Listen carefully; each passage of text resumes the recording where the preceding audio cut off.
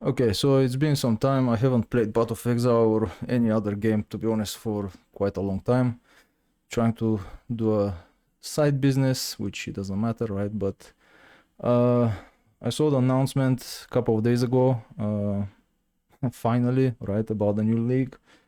So let's see what we have here. I mean, there may be a slight noise because I have a fan, because I exercised and I'm quite hot, and yeah, I could not cool down.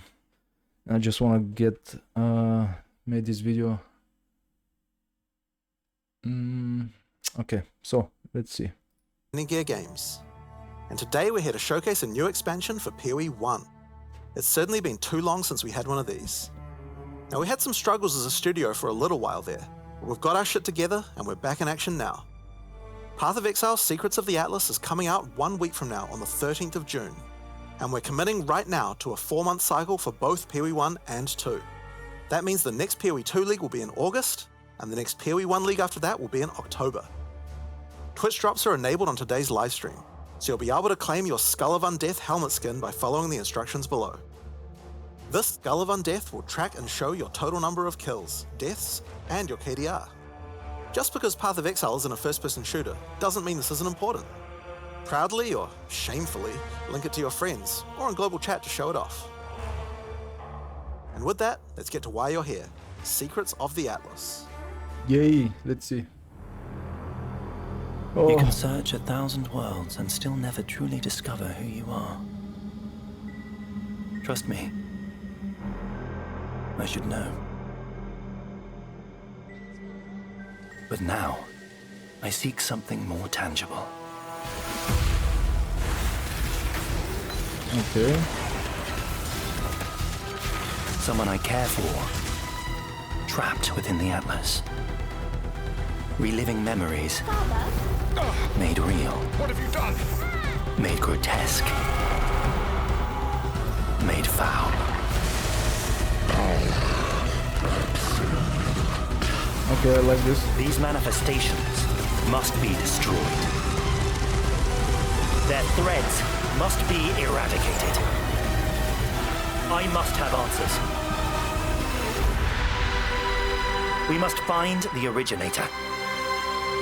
We must save my sister.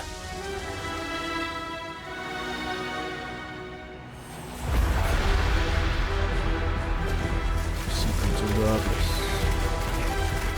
Her power is an illusion made real. That boss is actually cool. Okay. Come, child. Drink deep the waters of life. You're either a client or a target. Target inside! Job's done. Oh, okay.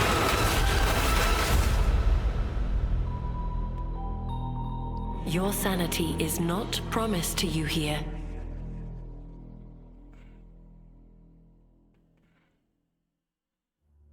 Hi, I'm Mark Roberts, Hi, Game Mark. Director on Path of Exile. As you just saw from the trailer, there's a lot to show you. Today, we will take you on a deep dive into the new Path of Exile Secrets of the Atlas endgame update. Then, we'll explore the new Challenge League, the Mercenaries of Trathus. After that, we'll cover the integration of gold into PoE 1 and how we're bringing Settlers of Kalgur into the core game. Finally, we have a much-awaited upgrade to Betrayal League and a set of quality of life improvements.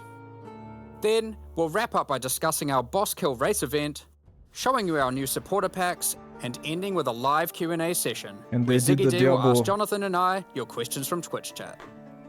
They did the Diablo 2, I think, where you can hire a merchant. Was it a merchant? You know, the guy that helps you.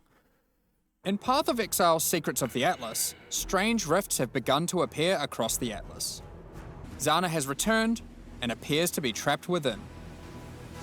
Partway through the endgame, you will meet Egan, an intelligent man of mysterious heritage. Hi, Egan. These tears in reality he has discovered are actually threads of memory, distorted and made real by the Atlas. Egan is able to create a link to these memory threads and open portals to them. Working with Egan, you must step through and find Zana, or whatever remains of her. Interesting. Okay, so that's the story background. But how does this expansion actually work? In the Secrets of the Atlas, the pursuit of Zana with Egon is a new storyline that is introduced in high-tier maps. Upon meeting Egan and discovering the tier, he will then transfer it to your map device and reveal this on your atlas, a thread of memories. We are chasing. In order to now access each map on the thread, you simply need to talk to Egan when you're ready, and he'll open the areas in sequence. Okay. These areas can be fully influenced by your atlas tree, scarabs, fragments, and everything of the sort. As you work your way along the thread, you will discover that these maps have manifested dangerous threats, influenced by the memories of Zana herself. Monsters here are imbued with memory petals. Defeat them to absorb this power, which can be unleashed as a special ability during combat. Different maps on the thread have different abilities, and these abilities appear on an additional mini skill bar next to your regular skills.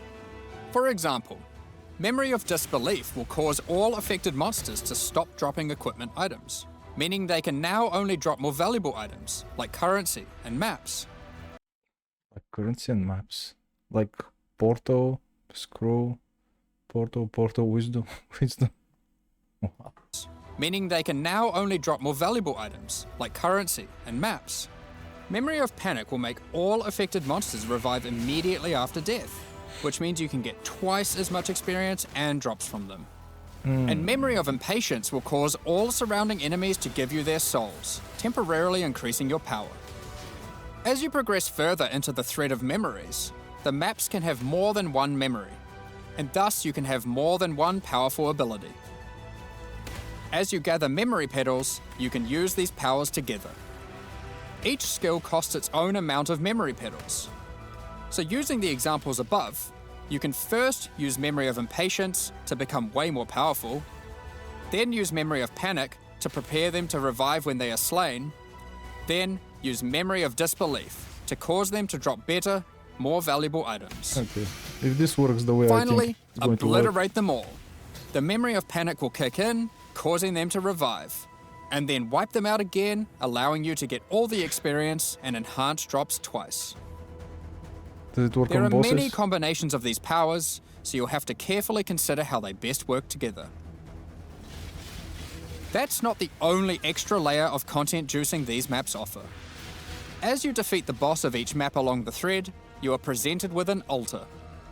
This altar will apply a modifier to all following maps in the thread, and these will stack as you go, so the deeper you delve into a memory, the more mods you will have. This, combined with the special abilities, will allow for some of the most juice maps ever run in Path of Exile. Let's take a look at some of the altar mods. You are always presented with two choices and must pick one. This mod, for example, will cause some rare monsters to be possessed by tormented spirits, where this mod makes Kerak modifiers free to craft. Both of these apply to all subsequent maps in the thread. The final map in each thread is a true challenge, with all the altar mods applying to it and guarded by a powerful boss. Each of these bosses are familiar, but dreamlike, drawn from Zana's memories and warped by the Atlas into something very different and terrifying. In this map, you will fight the pinnacle boss, Cirrus. Fueled by Zana's affectionate memories of him, his enhanced abilities can prove to be a unique challenge. If you manage to defeat Cirrus, or one of the other warped memory bosses, they will drop a map fragment, which Egan can use to delve deeper into the memory tiers. With these, you can access a set of 3 new pinnacle bosses. In this arena, the Moment of Reverence, Zana is reliving a memory of her father, Valdo, giving a passionate speech in Oriath. The Atlas distorts this memory of her father as a powerful, influential man and manifests those emotions into a twisted nightmare, the incarnation of dread.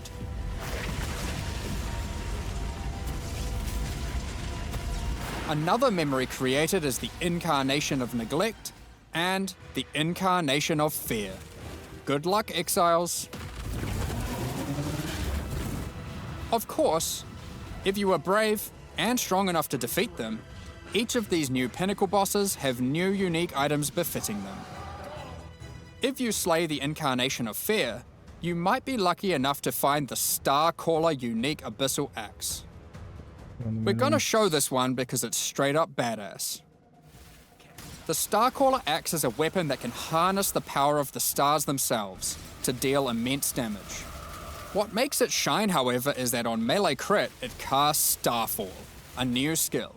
With the right build, you can carpet entire areas and wipe out screens of enemies as you rain down the elements upon them. Another item you may find, and this one is my favorite, is the Wine of the Prophet unique flask. It consumes a lot of charges, but every time you use it, you draw a random divination card. This card appears above you and correlates to a powerful buff. If you draw the Escape card, you'll gain increased movement speed. Or maybe you'll draw the Doctor, which will cause you to gain the modifiers of slain rares you kill. Effectively, you can think of this unique as being many other uniques all in one. There are many cards to draw, each with varying degrees of power to grant. Okay, but let's get back to the Atlas. After defeating all 3 new pinnacle bosses, you'll be able to find new memory and Look at this.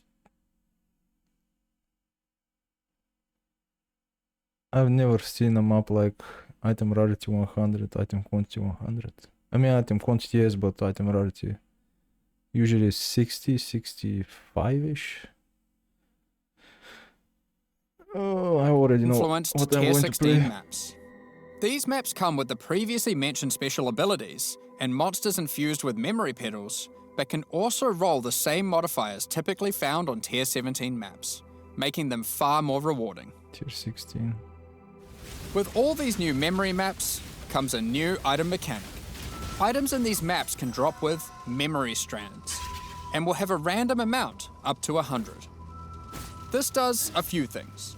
When you identify the item, it will increase the tiers of modifiers your item has. Generally speaking, the more memory strands, the better the item will be. On top of this, whenever you're crafting that item using currency orbs to replace or add modifiers, such as alterations, chaos, and so forth, it will consume some memory strands to make the crafted mods more powerful. The new pinnacle bosses also drop new crafting currencies, which can be used to manipulate the amount of memory strands on an item. The Orb of Remembrance will let you add memory strands to any normal equipment. So if you have your perfect base to craft on, and it doesn't already have memory strands, you can add some before crafting it. The Orb of Unraveling will consume all remaining memory strands on an item to randomly upgrade its mod tiers. Consume all remaining memory 82, 15, 11. strands on an item Jesus. How much to memory? randomly upgrade. The Orb of Unraveling will consume all remaining memory 63. Jesus, it added like 51 life. Increase area of strands on effect. an item to randomly And the, oh yeah, oh my god, it buffs everything. Well, randomly, right? But upgrade its mod tiers. This orb's effectiveness is based on the number of memory strands it consumes. The Orb of Intention can be used on memory influence maps to reduce item drops, but improve the chance to find items with memory strands. In the process of adding these new currency items, we realized something was missing. The Shaper and the Elder did not have their own Exalted Orbs. This has now been rectified. Both bosses now have Exalted Orbs, which can add their influence to an item. Zana was there from the beginning, when the Shaper Pinnacle fight was first added. She helped defeat the Elder, and she was a critical part of the Conqueror's storyline. Now, with all 6 influence types having their own Exalted Orbs, the cycle is complete. It's almost as if we could now do some sort of new, epic, unique item to interact with them. In other news, there of course has to be Atlas passive tree support for this new endgame content. Let's take a look at a few things we're adding. The Grasp the Past notable passive skill increases the chance for the amount of memory strands on items dropped in your memory influence maps to be lucky. This means it will roll the number of memory strands twice, keeping the highest value. By allocating traumatic experience, remembered kindness, or educated upbringing, you'll decrease the chance of finding memory threads that lead to specific bosses, meaning you'll have better chances at finding the memory threads you would like to run. This is especially useful if you want to target farm a specific boss because of its unique item drops. I like In how sum, the I like this how they explain it. Secrets of the Atlas will have you questioning what is real as you attempt to free Zana from warped memories scattered throughout the Atlas. You'll fight new Guardian and Pinnacle bosses tormenting her, find crazy new Pinnacle uniques, combine and unleash memory petal empowered skills, juice maps to new heights, and craft powerful new items. While we were showing all the juicy rewards from the new endgame system, you might have noticed that a lot of gold was dropping. Let's talk about that. Gold was introduced during the Settlers of Kalgur expansion. It funded the development and operations of King's March, along with various new features such as the currency exchange, the black market, I just recently realized the black and the market. passive respec system with Faustus. How good it is actually. Those features offered by Faustus will be here to stay, along with some of the other services King's March has to offer.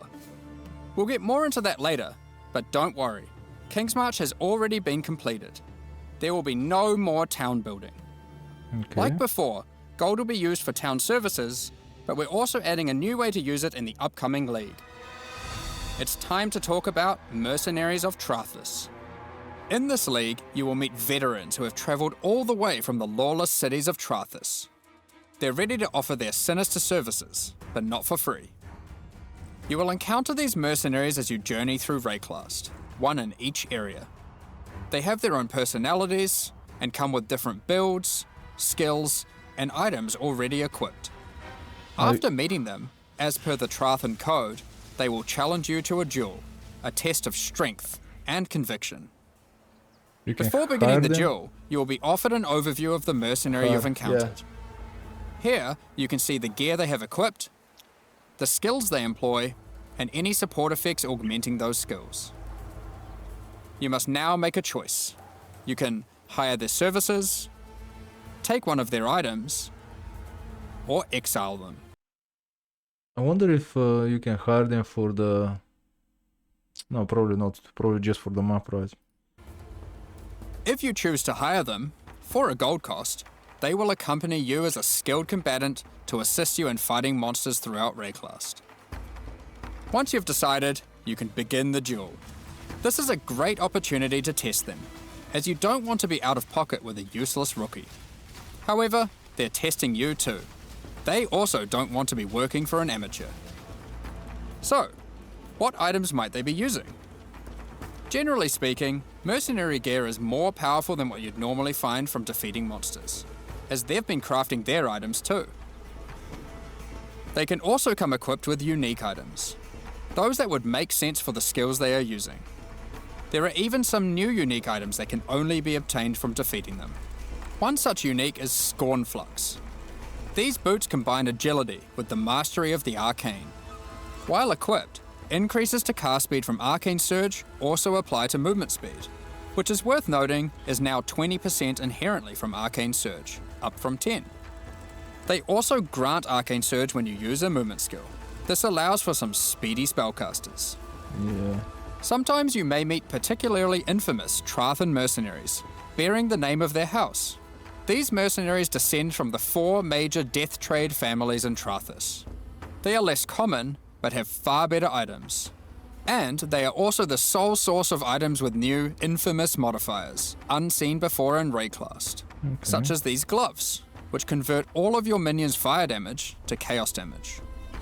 Or this helmet, which causes nearby enemies to take more physical damage as you gain more fortification. If you're not swayed by any of their equipped gear, however, you can always challenge them for the contents of their pockets. If you lose the duel, don't worry. You don't need to give them an item. You aren't bound to Trathan tradition like they are. However, you are bound to Ray class tradition, so you'll just die. Almost had me. This is so OP, oh my god, this is going to be... While playing in a party, each player can decide whether or not they want to participate in combat against the mercenary. For each player that opts in, the mercenary gets more difficult. But if they're defeated, each player has a 50% chance to get a random reward, which is usually currency items from the mercenary's pouch. Alternatively, party members that opt out of the fight can spectate and cheer you on. Or they might wish for your demise, so they can pick up that allocated divine waiting off screen. Dead. Good. Let's say you won the duel, like their items, and have decided to hire them. What combat skills do they bring to the table? Each mercenary has an archetype. Here, this mercenary is an Eruptor, which perfectly couples with my slower, more aura-focused Scion. This mercenary is highly aggressive, and will get a lot of benefit from the auras and buffs I provided. When I'm playing a more aggressive character myself though, I'll want a mercenary with a bit more resilience and utility. I've just run into a Striker, who can spawn with Vigilant Strike. And if you're lucky, a very rare golden support that causes the Fortify granted by his Vigilant Strike to apply to me as well. He will also frequently use Enduring Cry, taunting enemies off of me, and operating as a tanky frontline while I blitz off damage from the back. Sometimes when you fight a mercenary, you may notice the skills they're using are different from normal. For example, this sniper is using a Trathan version of Siege Ballista. If you're lucky, you will be able to select it as your reward when challenging them, then defeat them and they'll drop the Trathan gem as promised. You can only have one mercenary accompanying you at a time, but up to 3 total in your service. They're shitting The other 2 will wait patiently in content. town. Having varied options is useful, as there may be situations where you need specific backup, like a difficult boss fight. Any of your mercenaries you have active, or in your reserves, can have their equipment replaced with items of your choosing. They don't level up, so you will want to be looking out for more skilled and more powerful mercenaries as you advance through the campaign and endgame. If your mercenary falls in combat, you will need to return to town and spend some gold on healing supplies to get them back on their feet. That's not a problem. Then perhaps consider giving them some upgrades, if you think it's deserved. I just wanted to clarify, mercenaries do not lose their equipment when defeated. If your merc buddy consistently fails you, you can just dismiss them and find a new, more resilient ally. But you can't change their skills, right? Or... You walk your path, I'll walk mine. Earlier, I mentioned you could exile mercenaries. If you keep running into a mercenary archetype and you think, man, this guy stinks, their gear is trash and they have no auras, you can then choose to exile them. If you win the duel, they'll be forced to leave with their tail between their legs, and you won't encounter that archetype again for a while. Oh my god. Now, alongside these new Trathan arrivals, we shouldn't forget about the recent Kalgurin ones too. As we mentioned earlier, the Settlers update introduced gold-based respeccing of passive points. You can now do so by talking to a number of NPCs throughout Rayclast, starting with Bestil and Lionized Watch. That's nice. Black market item gambling, previously just available in Kingsmarch, is now available in each town at the same NPC. This lets you buy randomly generated item bases for gold. Very useful if you're stuck for upgrades or searching for a specific unique. The currency exchange will be returning too. Starting from Lionized Watch in Act 6, you'll be able to find Faustus, who can help facilitate these trades.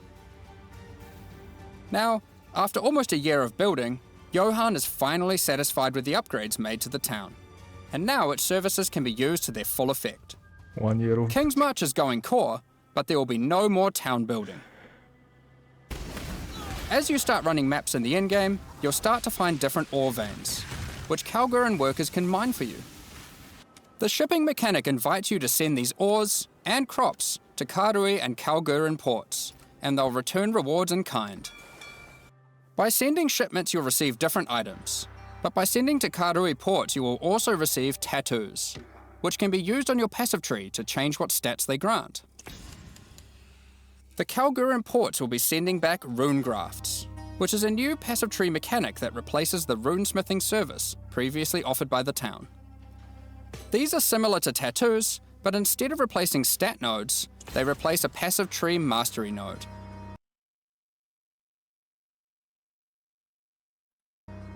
For example, Runegraft of the Bound reduces bonuses gained from boots, but increases bonuses gained from gloves. Runegraft of the River has a chance to recover your life to full if you reach low life. And the Runegraft of Time, which has a chance for your cooldown skills to instantly recover from their cooldown, which I will note includes cooldowns on your triggers, just in case you wanted to trigger even more spells. There are many other Runegrafts which cover a wide range of different builds and stats. Some are more common and others rarer. You can only use one of a given type at a time, but you can use them on any mastery on your passive tree, which can be particularly useful for off-class investment. Isla has continued to make modifications to the Recombinator. She has developed a new method of recombination that you may recognize from Path of Exile 2. For those unfamiliar, this method allows you to decide which modifiers on the two input items you want to try merge together, and it has a success chance you can see. This method can result in the items being destroyed.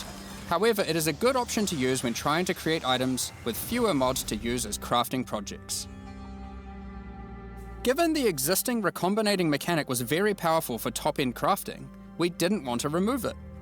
We have kept it, and you can now choose to use it the old way or the new way. By letting fate decide, it will combine the two items randomly. There is no risk of destroying either item, but it will be less predictable. As Settlers is now a core mechanic, we've also added Atlas passive tree support. For example, if you wanted to gather more Verisium ore, you could take this notable. Each ore has a similar node. Refiner's Bargain converts items dropped by possessed monsters into thaumaturgic dust, sulfite into random ores, and life force into random crops. We've also added a set of Kalguran scarabs, so you can add more ore deposits, increase the rarity of monsters that guard ore deposits to at least magic, or gather smelted bars from ore you mark instead of ores. To sum it all up, Kingsmarch is now a thriving town where you can employ a swath of workers to collect resources, refine ores, craft items, and run maps for you. Send shipments of resources in exchange for tattoos and rune grafts, using those to modify your passive tree to an extent never seen before.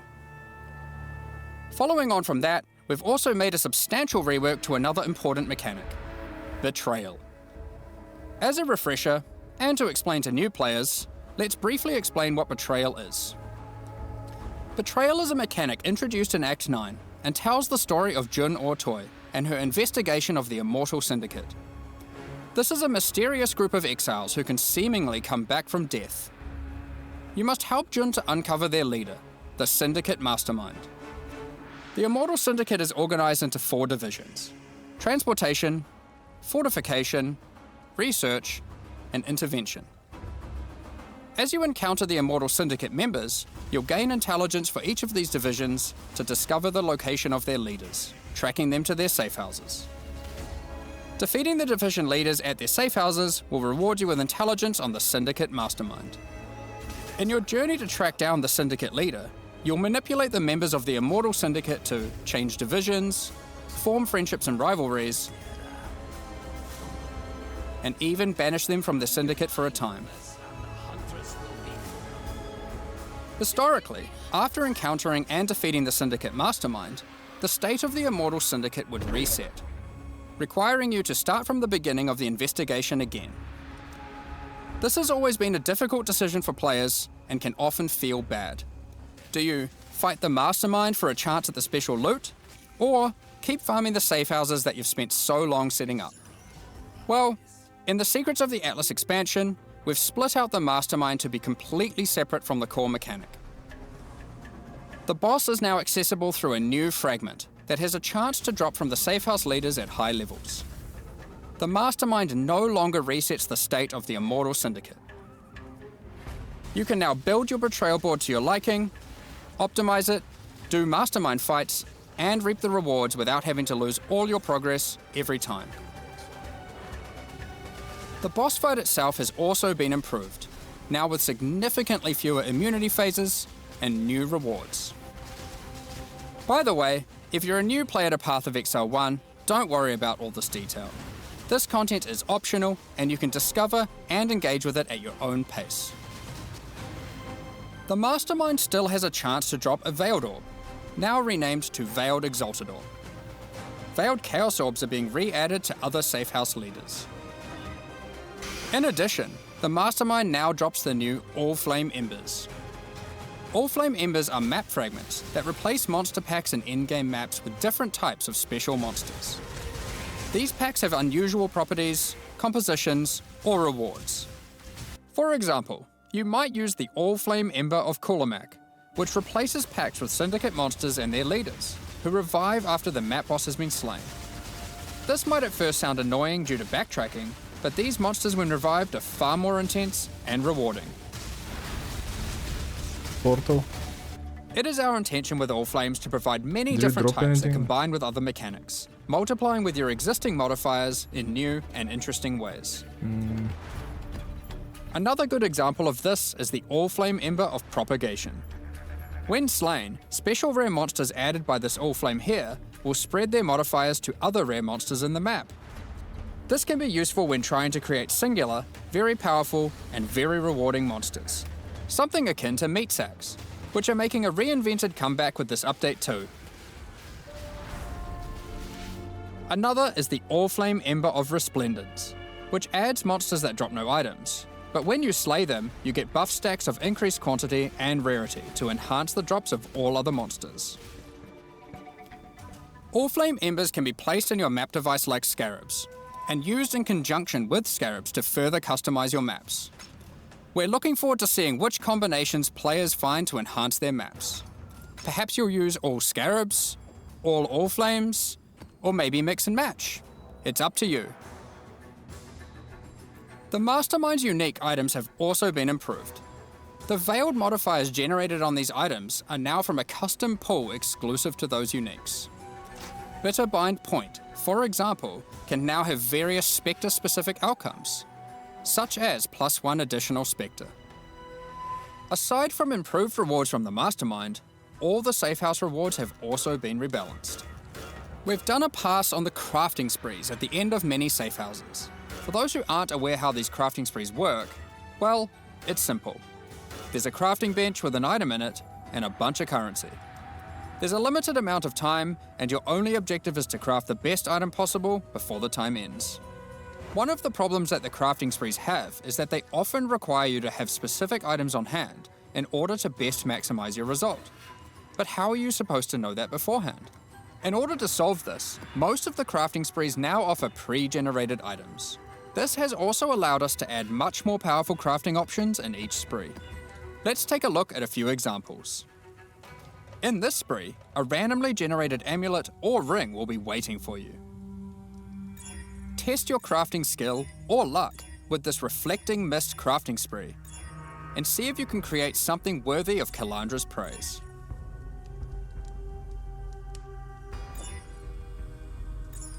And in this spree, you will find a pre-generated unique item, and a new kind of orb that resembles a Val orb, but not quite the same. Normally, you can only corrupt an item once, but uniques in this spree can be corrupted and re-corrupted as many times as there are orbs. This orb also allows you to get 2 corrupted implicits, and has a much lower chance to brick the item. It can be a very useful tool for seeking specific corrupted implicit outcomes. Yeah, that's cool. Of course, if That's you really push your cool. luck, you can still ruin the item. That's not cool. There are also crafting sprees where you still need to provide an item, but those items are generally more accessible and it occurs less frequently. This one allows you to bring your own normal rarity item. Then just go ballistic with a whole ton of scouring orbs and orbs of chance, hoping to get your ideal unique. For most sprees, the rank of the syndicate member increases the amount of currency provided, the quality of the pre-generated items, and the time allowed to craft your item. Aside from the crafting sprees, there are other new options too. If you love gambling for currency, how about you try opening Varici's Emperor's Luck chests? These work just like the Emperor's Luck divination card and provide full stacks of currency. If you're lucky enough, unlike me, you could end up with a whole lot of divines. Betrayal is a good source of veiled items. Veiled items have some important quality of life improvements in this expansion too. All of the crafting bench options normally granted by unveiling items are instead now moved to the core game, so you don't need to run Betrayal to unlock them. They are instead found at the entrances to boss rooms and in-game maps. On top of that, you no longer need to speak to Jun to unveil items. You can just right-click them, or the equivalent on gamepad, and select which veiled modifier you want to unveil. Yeah, that's nice. Overall, Betrayal is now much more streamlined and more rewarding. Happy interrogations. Give me a... Shut up!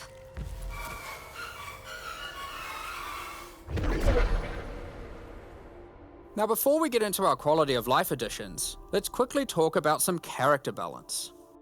We will be doing our regular character balance changes where we are bringing outliers in line to help evolve the meta, but we are also focusing our attention on buffing some specific things. This includes spellcasting supports that specifically enhance self-casting builds, channeled spells, Winter Orb. Interesting. Oh wow, what a buff. 270, 360, 90 damage. Increase project 25, duration.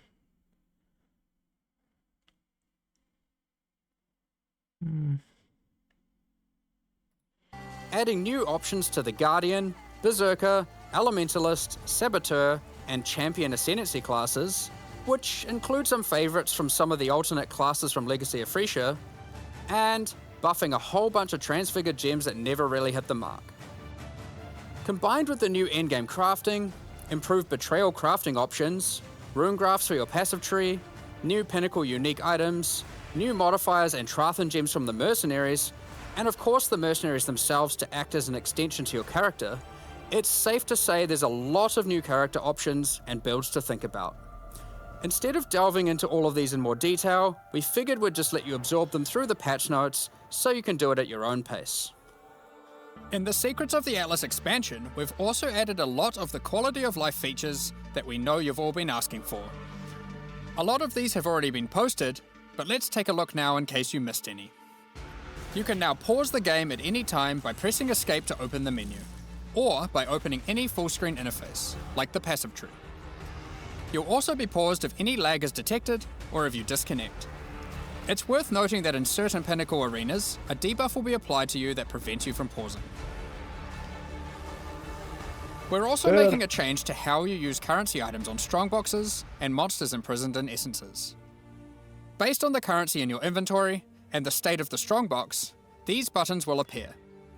Valuable currency like divine orbs have been excluded from this as it would often be wasteful to use in this context. The same applies to essences with the remnant of corruption currency.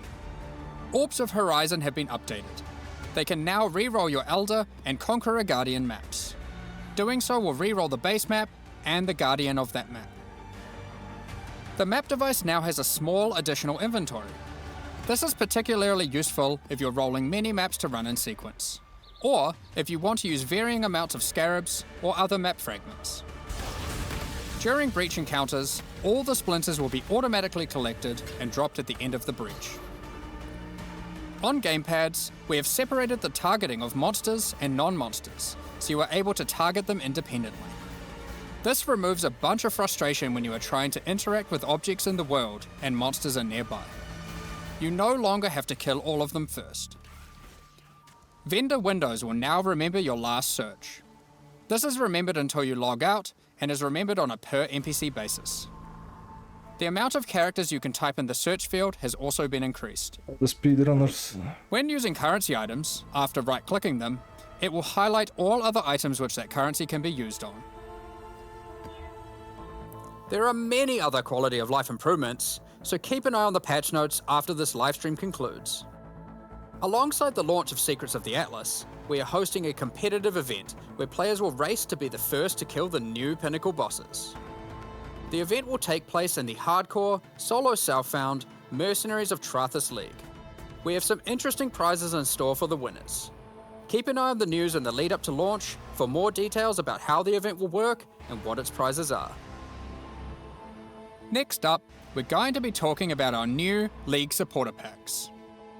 Today, we're launching 2 new series of supporter packs, the Frisian Magistrate and Crypt Keeper packs. Each tier contains the pack's full face value in points, alongside several exclusive microtransactions. As always, the microtransactions in these packs are purely cosmetic and do not affect your character's power or progression in any way. The Frisian Magistrate series of supporter packs contains 6 exclusive microtransactions. The Frisian Magistrate character effect will bind your character in thorny vines and roses. You can select which parts of the character you want to have covered, either your entire body, your lower body, or your upper body. As you approach waypoints, it will emit leaves and golden petals towards it. When activating the waypoint, it will create a burst around you. Envelop your weapon in thorny vines and golden flora with the Frisian Magistrate weapon effect. Your weapon will also create a trail to match as you swing, and even comes with its own hit effect when slaying enemies. You are the law while wearing the armor of the powerful Frisian Grand Magistrate. The helmet is nice. The Spider Blossom pet activates its defense mechanism, disguising it as an elegant flower when near rare or unique enemies. The Frisian Imperial Magistrate back attachment comes in 2 forms. Equip either the Tombstone variant, which will leave tombstones in your honor when you meet your demise, or equip the Cape variant to cause the corpses of slain enemies to become enveloped in rosethorn vines and blossom with golden flowers. Keep track of how well, or poorly, your ultimatums with the Trial Master have gone with the Trials of Chaos hideout decoration. It will keep track of the total number of waves completed, the total number of ultimatums succeeded, or even failed. On top of that, it will track the total number of times you've defeated the Trial Master himself. The Crypt Keeper pack series also contains 6 exclusive microtransactions. With the Crypt Keeper finisher effect, death itself will tear through into the realm of the living and steal the soul of slain unique enemies. This is nice. The Crypt Keeper portal effect creates a gateway for lost souls to pass through. Not bad.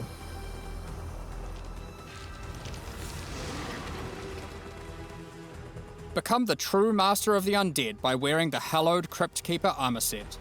It comes with a more armored helmet variant and a creepy mask with a spectral hood. Looking to have some fun during idle time in your hideout? The Burrowing Bramble Bash hideout decoration will test your reaction speed as you try to whack as many Devourer heads as possible in the shortest time. It also comes with a scoreboard, so you can try to set new records to show off to your friends or just visitors coming to trade. Equip yourself with the Ghostly Dead as you ride the line between the living and the dead with the Sacred Crypt Keeper back attachment. The Sacred Archives map device resembles a magical library with the works of scholars that come to life when you open a map. This map device tracks how many of each core league you've completed in in-game maps. These packs are now available for purchase on both PC and console, and will remain so during Path of Exile Mercenaries of Trathis.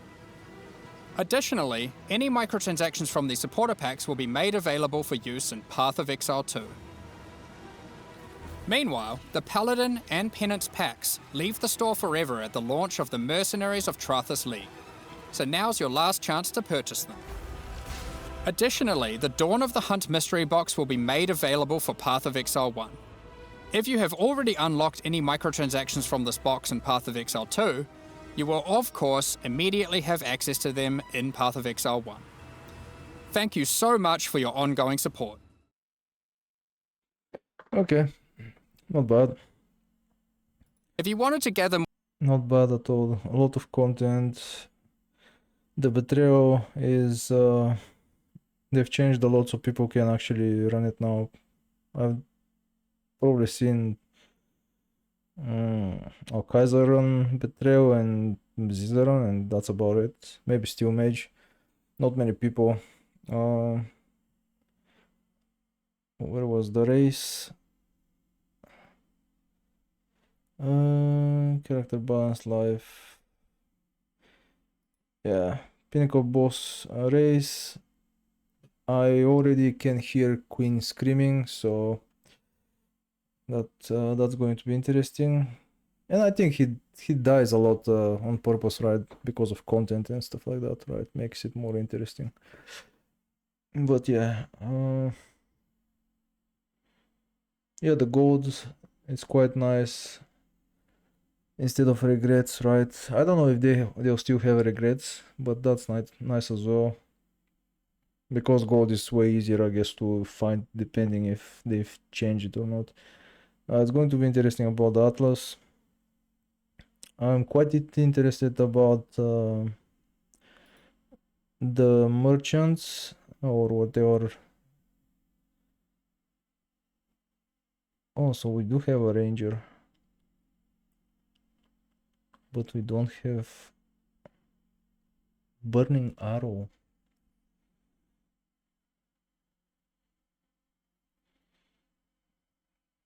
Interesting. So does it mean if you exile them, you get basically a new guy with level 72 dexterity, flame quiver. Interesting. I wonder if they have like tornado shots and chaos, caustic arrow, toxic rain, all the other skills, right? As a bow skill, that would be interesting. You just exile until you actually find something.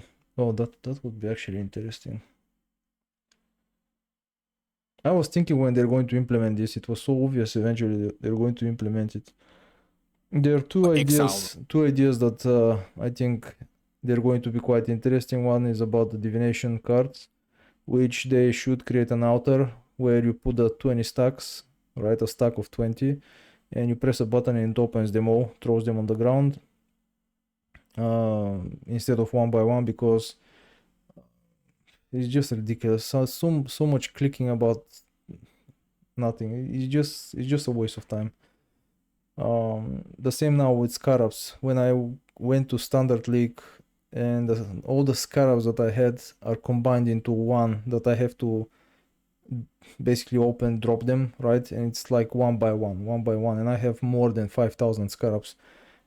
I'm not clicking more than 5,000 times to, like, it's ridiculous. It's just stupid. And the other thing is anyway, it doesn't matter. It's an idea that I'll keep for myself. But yeah, not bad. They've added a lot of content and they've updated the gems as well. Recently, like, I found out that the black market is quite powerful, because I did buy some items and they were quite, good for leveling. So I didn't actually pay attention to this. So maybe this league I'm going to actually be more. I don't know. I'll probably try something, but at the same time, it's like if you get to those guys, which it seems you can get them immediately, because I saw somewhere in Act 2, he found a guy in Act 2. I don't know where it was exactly.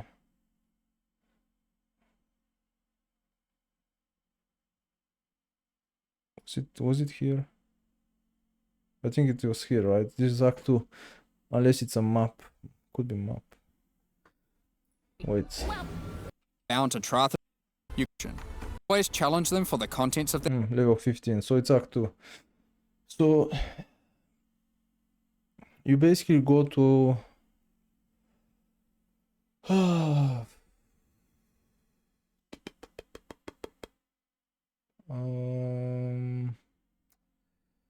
what area is small? I mean, the bandit area is on the top right.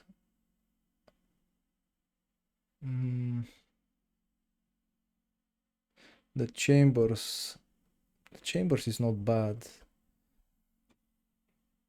Chambers is quite it could be actually quite nice, depending on where it's going to spawn, but usually some mechanics spawn quite close to the portal, so to the waypoint, right? Wetlands. Anyway, basically my point is that you'll find a small area, even mud flood. Was it mud flood? You know, the second area, right? After you leave town, it's quite small, so you can basically farm a couple of items by kicking the shit out of those guys and just get some gear. I think this is going to be abused. Like, this is, and even currency, like, I just hope that there is no level, because some leagues, right, when you reach a certain level, they disappear. Before it was like, if you go, I think it was Delirium or something. What was a Ritual as well? When I did Ritual League, I had to stay in Quarry till 75. After 75, it disappeared. So there was some level, right? That if you go above this level, the league mechanic disappears and doesn't spawn anymore. But if this thing spawns constantly, or if people, let's say it's level 15 and it disappears on level 20, you can basically go in a small zone and farm the guys constantly to get some currency. Oh my god, this is going to be abused. Like, especially, this is going to be abused. But yeah. Anyway, a lot of stuff. I like a lot of stuff. I like the changes in the time. I don't usually do betrayal. I have no idea. I've never even fought the boss at the end. For me, it's pointless. I'm a Legion guy. But yeah. And this thing, it's like I already know who is going to do what, you know, because I follow some guys on, you know, on YouTube, and I know, I can see, you know, the builds that they're already like making. Wipe out screens of enemies. Oh my, this is going to be ridiculous. Anyway, I'm going to leave it here. So far, I'm quite impressed. They had to come up with something quite mind-blowing and a lot of content, because it's been quite a lot of time, right? We didn't have a league, and yeah, so I'm quite excited. I hope you're excited, and I hope it's actually nice and we have a lot of fun, as maybe usual. At least I have fun. Anyway, take care.